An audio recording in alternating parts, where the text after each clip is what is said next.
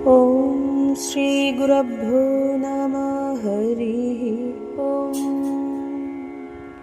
हे कृष्ण करुणा सिन्धु दीनबन्धु जगत्पते गोपेश गोपिका कान्त राधाकान्त नमोस्तुते।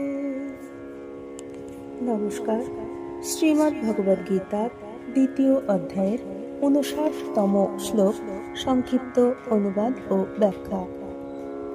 মাধবমোহনের এক গভীর মনস্তাত্ত্বিক পর্যালোচনা সম্বলিত এই শ্লোকটিতে শ্রী ভগবান জানাচ্ছেন যে শুধুমাত্র ইন্দ্রিয়গুলিকে বিষয় থেকে প্রত্যাহৃত করাই স্থিতপ্রজ্ঞের লক্ষণ নয়। শ্রী ভগবান বাচ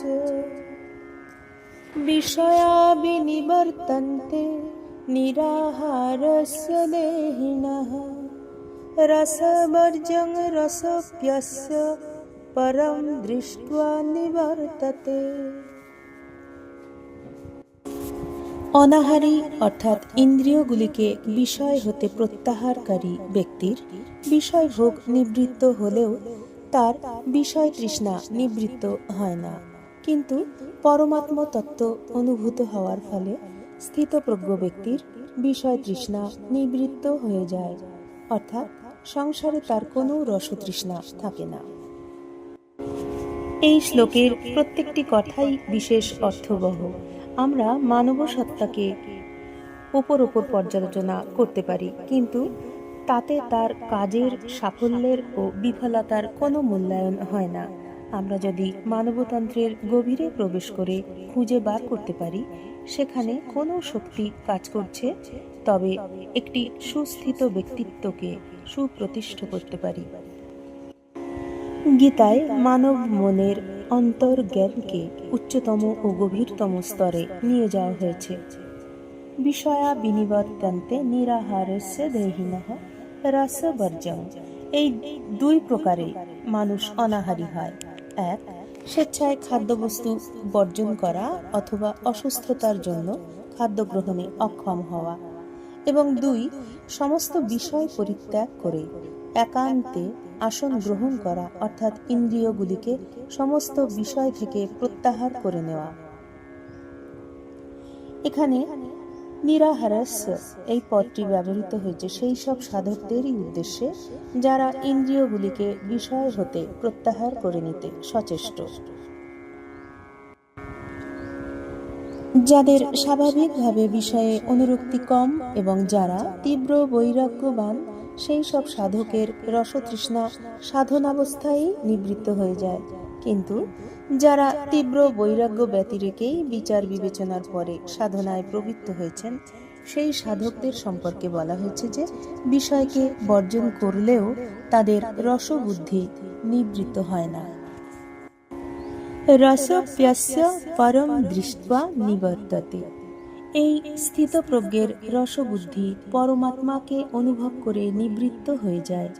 রসতৃষ্ণা নিবৃত্ত হলেই যে তিনি স্থিতপ্রজ্ঞ হবেন এমন কোনো নিয়ম নেই, কিন্তু স্থিতপ্রজ্ঞ হলে রসবুদ্ধি যে থাকে না এটা অকাট্য নিয়ম।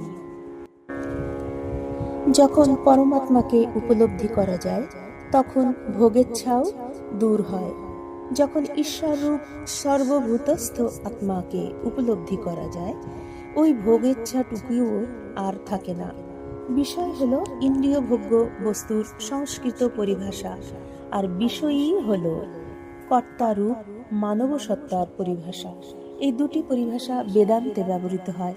যখন ভোগেচ্ছা চলে যায় তখনই কেবল মুক্ত, অন্যথায় ভোগেচ্ছা থাকলে সব সময়ে নতুন পরিস্থিতির নতুন ধরনের আহ্বানের উদ্ভব হতে পারে, নতুন ধরনের লোভন আসতে পারে। কিন্তু যখন ভোগাকাঙ্ক্ষাই চলে যায় তখন মানুষ সম্পূর্ণ মুক্ত। এটি হলো মানব মনের সর্বোচ্চ অবস্থা, যেখানে ভোগেচ্ছা সমূলে উৎপাটিত হয়েছে অনন্ত আত্মা রূপে, স্বীয় রূপের জ্ঞানের মাধ্যমে।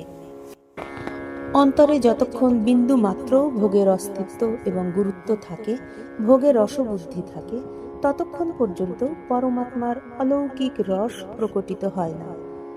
পরমাত্মা রস অনুভব তো দূরের কথা, পরমাত্মাকে প্রাপ্ত করতে হবে সেই দৃঢ়তাও আসে না।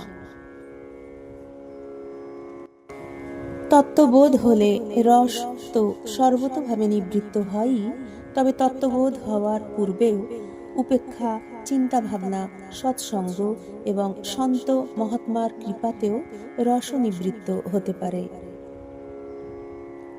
যার রসবুদ্ধি নিবৃত্ত হয়েছে তেমন তত্ত্বজ্ঞ মহাপুরুষের সঙ্গ দ্বারাও রস নিবৃত্ত হতে পারে।